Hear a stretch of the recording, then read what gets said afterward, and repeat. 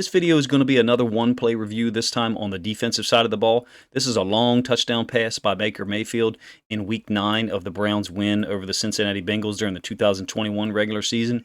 It's unfortunate for me that this video paints Von Bell in a negative light because I personally think he's a hell of a football player. If you were to watch this with no analysis and not watch the All-22, you may think this is just another example of Eli Apple, giving up a big play, even though I think he's a much better football player than people give him credit for. But there can be no argument that Von Bell is a really versatile, tough, and smart football player. This play does not paint him in a positive light, so I halfway considered not doing this video review, to be honest with you. But in any case, we'll watch it one more time from the end zone angle. Just pay attention to his face mask. Okay, pay attention to Von Bell's face mask the entire play, and I'll try to slow it down a little bit. Once you see this number 2 receiver break to the outside, watch Von Bell's face mask the entire play.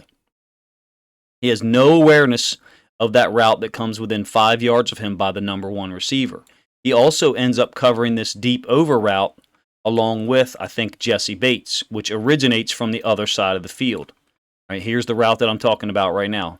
It originates from the other side of the field. Bates is going to run with it. Von Bell's going to get in his pedal, and then he's going to push down on it as well.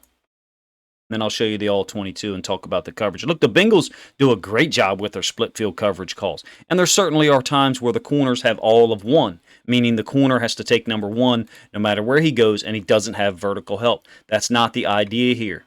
You have a 6-1 look by the Bengals, and when they do that, typically, as soon as they get a back flare to the flats or a number 2 receiver like a tight end, or in this case a slot tight end, H-back, as soon as he flares, the outside linebacker is going to go with him as well. All right, so over here, you don't get a route. You only get one route by these two guys. This is the route combination you get.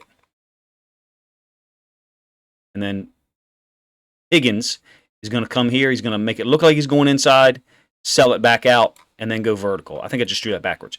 I think he makes it look outside, in, and then go vertical. Let's watch it. Bell, eyes on the quarterback the whole time. No awareness of number 1 at all. Why did that happen? Too heavy of eyes on the quarterback. No awareness of the routes over here at all. Are there times where your eyes are on the quarterback? Sure, there are. It shouldn't be one of them if you're playing deep field safety and you have a receiver bring a route within 4 or 5 yards of you. And you provide no help for the corner at all. 2 guys end up covering 1. When I say that, I'm talking about here. Bates and Bell both end up covering that deep over route by Njoku, or however you say his name. And if you're not sure, if you're like, Coach, I don't necessarily agree with you, imagine this. What if they both ran deep over routes, so deep crossers?